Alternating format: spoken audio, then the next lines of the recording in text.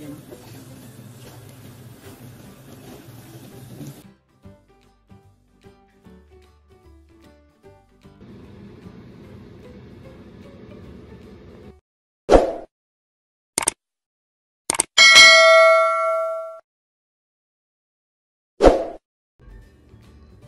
Hello guys! Kumusta na po kayo? Welcome back po ulit sa Lutong Pinoy sa Amerika. And for today's video po, tayo naman po ay magluluto na isang napakasarap na merienda at pwede rin pong ihain ito sa Pasko.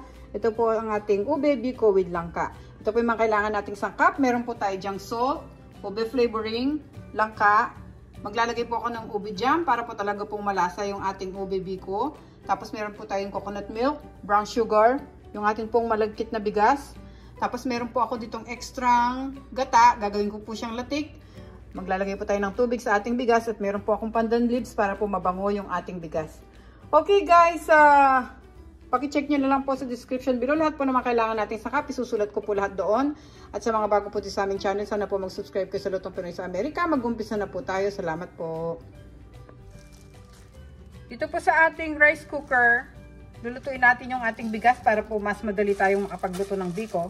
Nabanlawan ko na po ito kanina, kaya pwede na po natin siyang isalang.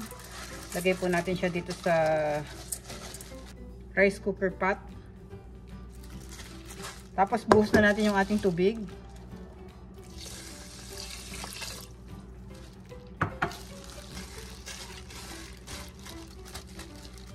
Lagay na natin yung ating pandan leaves.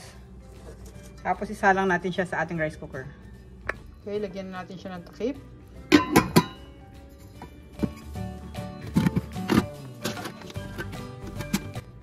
Hintayin po natin siyang maluto. Ngayon nagpainit ako dito ng kawali habang hinihintay natin yung ating malagkit na bigas. Lulutuin muna natin yung ating latik. Ito po yung ating gata. Ibubuhos natin dito.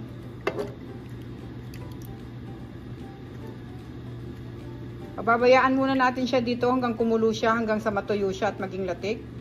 Pero medyo halu-haluin natin maya-maya. Ngayon kumukulo siya, haluin lang natin. Tapos hayaan natin siya matuyo.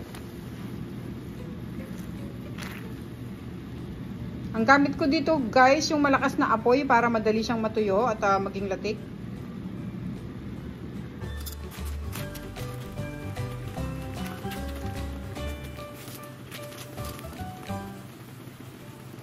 Ngayon guys, pwede na nating hinaan yung ating apoy. Medyo tumatalsik-talsik na siya at malapit na siyang maging latik. Guys, lagyan lang natin siya ng takip para iwas sa talsik. Hintayin natin siya matuyo. Ngayon guys, buksan natin siya.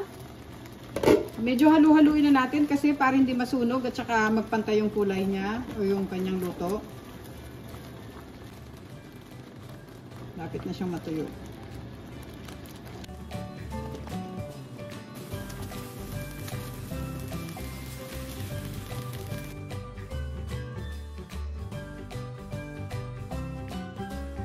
Okay guys, luto na itong latik natin. Pag ganyan na yung itsura niya, pwede na natin siya i-off. Tapos lilipat natin siya sa strainer para hiwalay natin yung kanyang mantika sa ating latik. Okay, post natin siya sa strainer.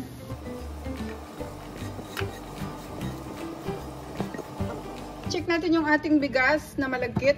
Yan, luto na siya. Pwede na natin siyang i-off. Bango ng ating malagkit.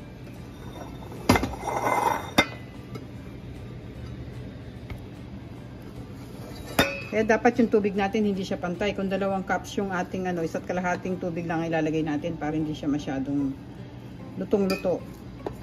Ito tamang-tama lang. Yan. Ngayon lulutuin na natin yung ating biko o yung ating ube biko. Sa ating kawali, ilagay natin yung 2 lata ng gata.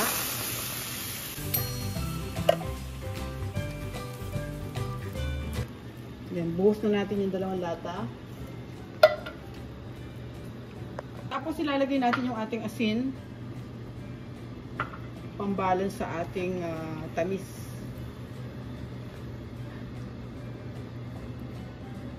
Tapos sunod natin yung ating brown sugar.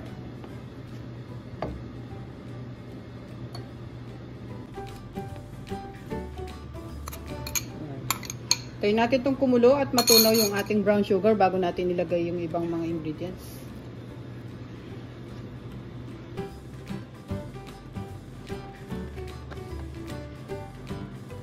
Ngayon kumukulo na siya, pwede na natin ilagay yung ating ube flavoring.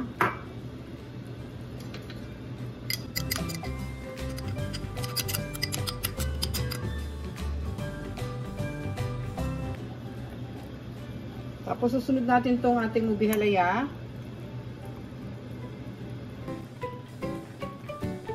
Medyo hayaan lang natin lumapot ng konti yung ating gata bago natin ilagay yung bigas.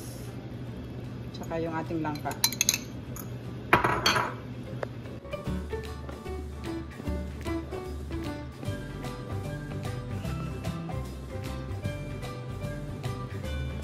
Yan guys, medyo nababawasan na yung ating coconut milk mixture.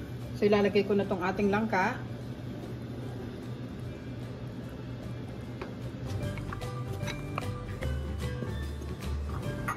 Tapos susunod na natin yung ating bigas. Ito yung malagkit.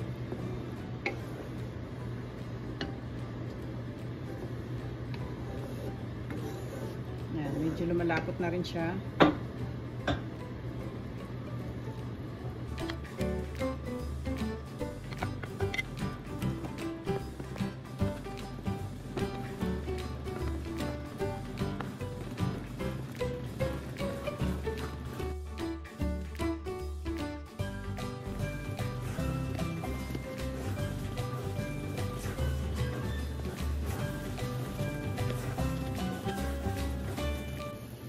Guys, malapit nang maluto tong ating ube biko.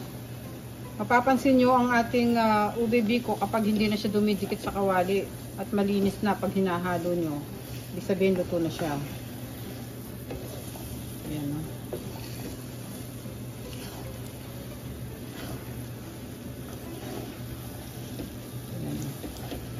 Iniikot natin at sumasama na siya lahat. Ibig sabihin luto na yan. Pwede na natin siyang i-off.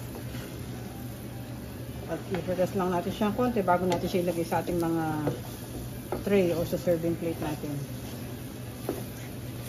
Ayan, medyo masakit lang talaga sa braso yung paggawa ng mga kalamay, pero worth it naman to pagka natapos masarap siya. Ayan, okay na to. I-off na natin siya.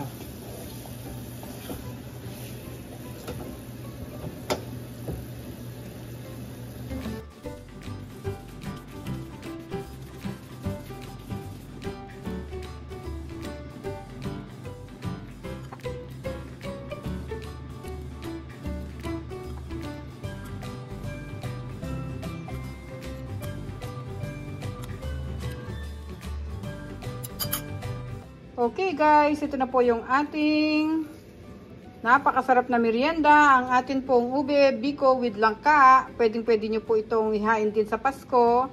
Sana po nagustuhan nyo po yung recipe natin ngayon. At huwag nyo po kalimutan mag-subscribe sa Lutong Pinoy sa Amerika kung bago po kayo dito sa aming channel.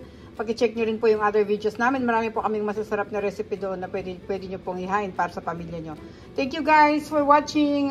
Sana po nag-enjoy kayo. Ingat po tayong lahat. God bless po. Merienda na po tayo. Ito po ang ating ube biko with langka. Thank you po.